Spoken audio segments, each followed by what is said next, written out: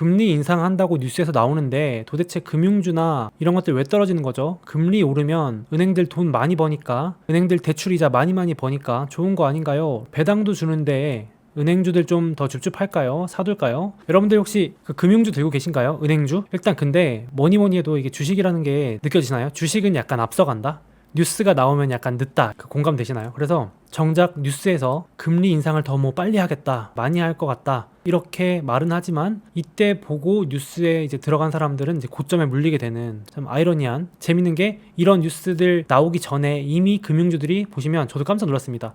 이게 미국의 4대 은행주인데요. JP 모건이 올해 거의 70% 넘게 상승했어요. 여러분, 대형 우량주가 70% 넘게 상승했다가 이제 조금 떨어지고, 뱅크 오브 아메리카 80% 넘게 상승했습니다. 반년 만에요. 거의 6개월에서 8개월 만에. 엄청나죠? 이렇게 앞서갔다가 정작 이런 뉴스들이 막 쏟아져 나오니까 하락하고 있는 뭐 시티그룹, 웰스파고 이런 은행 주식들도 정작 뭐 뉴스에서는 금리 인상 우려라고 하지만 미리 올랐다가 많은 사람들이 걱정하기 시작할 때는 오히려 더 빠지기 시작한다. 그래서 구체적으로 말하면 상승 추세가 약간 꺾인 느낌이 난다, 이렇게도 볼 수 있을 것 같아요. 그래서 궁금해 하시는 게 지금 이거 그러면 줍줍 찬스냐, 아니면 그냥 있던 것도 좀 팔까요? 궁금해 하시는 분들이 많습니다. 그래서 같이 그 얘기를 해보려고 하는데, 여러분들 금융주, 은행주 이런 거 투자할 때, 특히 경기 민감주도 마찬가지인데요, 항상 하실 때 제일 보면 좋은 게 요 미국 10년 금리, 시장 금리라는 건데, 이게 은행주하고 아주 밀접하게 같이 움직입니다. 예를 들어서 작년 2020년만 해도 경기 안 좋아질 것 같다 그래서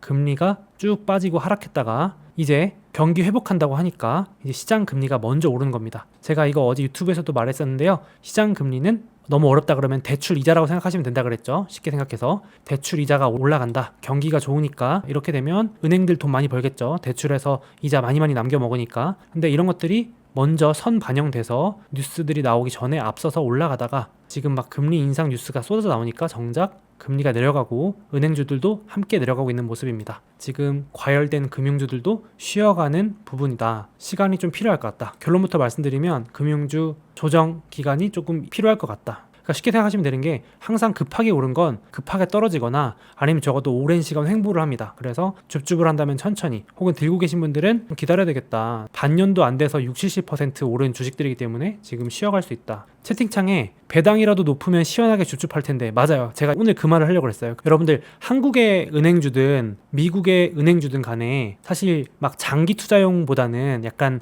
적절히 사가지고 팔고 약간 이런 용도로 많이 쓰시잖아요. 기사도 나왔어요. 은행 예금보다 은행주 배당이 낫다. 사실일까? 은행의 예금에서 1%짜리 예금이자 받느니 조금 위험하지만 은행 주식 사서 배당받는 편이 훨씬 낫다, 이제 이런 생각을 사실 제 주변에도 많이 하세요. 여러분도 어떨지 모르겠는데, 제 그 직장 상사분들이나 선배들은 공부하기 솔직히 어렵잖아요. 우리 막 주식 공부하기 힘드니까 이런 국내 은행주들 있죠. 은행주들 배당 꽤 되잖아요. 기업은행, 뭐 신한은행, KB, 하나 이런 거 4대 은행, 그 은행주들이 박스권이었거든요, 장기간. 제 선배분들도 그렇고 은행주들 폭락하면 줍줍해가지고 배당 받거나 아니면 좀 오르면 팔고, 또 떨어지면 사셔가지고 묻어놓고 이제 또 오르면 팔고, 이런 것들 많이 하시더라고요. 뭐 물론 코로나로 인해서 박살이 났지만 채팅창에 6월쯤 사서 11월에 팔아요 하시는데, 그렇게 하시는 분들 많아요. 한국 주식들 할 때, 배당주 투자할 때, 그쵸? 여름에 사가지고 찬바람 불 때 판다는 전략이죠, 그죠? 그래서 신한은행도 이렇게, 신한지주죠 정확히는, 한국에도 이렇게 박스에 사가지고 팔고, 사고 팔고, 이런 식으로 나름 박스권이 잘 먹혔어요. 몇 년 동안. 2011년부터 거의 10년 가까이 박스권이었으니까 회사 다닐 때 막 과장님, 차장님들은 이런 걸로 오히려 이게 짭짤하다고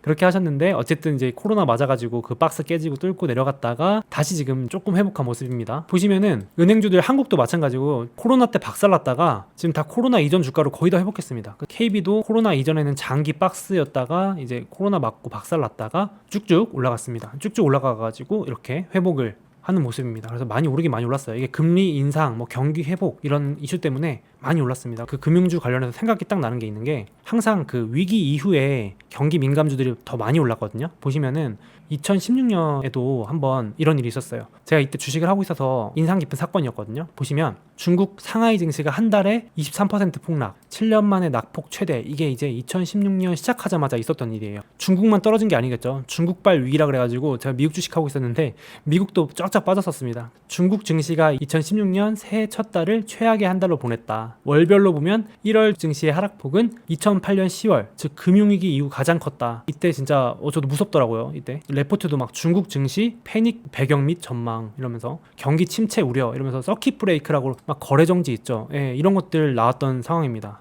미국 주식도 똑같았어요. 중국발 우려 때문에 2016년부터 2018년 이때도 이게 검은색이 금리입니다. 시장 금리. 이게 내려가면 돈이 풀린다는 거고 올라가면 돈이 걷어진다는 건데 이때도 2016년부터 쭉 빠집니다. 야, 이거 진짜 망하는 거 아니야? 중국이 세계 제조 엔진이었는데 공장이었는데 이러면서 빠지니까 뭐 주식들도 다 빠졌고 조금씩 괜찮나 하다가 여기 보시면은 갑자기 금리가 확 오르죠. 마치 지금 2021년 상반기처럼 회복할 거야, 정상화할 거야 이러니까 은행주들도 같이 급등합니다. 경기 회복에 대한 기대감으로 맞죠.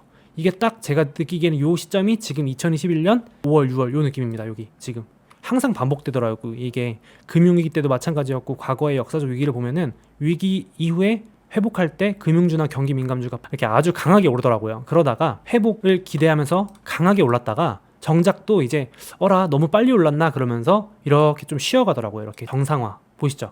금리가 오르지도 않고 내리지도 않고 이렇게 천천히 옆으로 깁니다. 이제 안정화된 거죠. 이때부터는 금리 이런 뉴스도 나오지도 않더라고요. 이제 사라진 거죠. 그리고 이제 경기가 정상화됐다 생각하니까 은행주들은 그냥 알아서 쭉쭉쭉 회복하더라고요. 근데 이거 보세요. 2016년부터 2018년이었죠. 이번에도 똑같습니다. 지금도 2020년 코로나 때 금리 박살 나면서 돈 풀기 되면서 은행주도 박살 났다가 금리가 계속 옆으로 기다가 은행도 재미없다가 슬슬 금리가 올라가고 올해 들어서 급등하니까 이때도 은행이 급등합니다. 보이시죠? 그러니까 은행주들은 금리랑 아주 민감한 성격을 가지고 있습니다. 당연하겠죠. 대출 이자라고 생각하시면 된다고 했으니까. 그랬다가 정작 이제 너무 빨리 금리가 올랐네, 좀 쉬었다 가자 이러니까 은행주들도 좀 쉬어가는 모습입니다. 이게 좀 반복된다. 제가 예전 사례들을 다 찾아봐도 항상 이런 구조로 좀 이어지더라고요. 그래서 경기 민감주는 쌀 때 남들 안 좋다 그럴 때 사서 적당히 오르면 좀 팔고 나오는 게 낫지 않나 해서 저는 개인적으로는 은행주, 금융주 포함해서 경기 민감주들은 장기 투자 안 하고 계속 말씀드리지만 쌀 때 사가지고 좀 비싸 그러면 그냥 분할 매도하는, 적당히 수익 내고 나오는 게 낫지 않나 이렇게 생각합니다. 마음 편하게.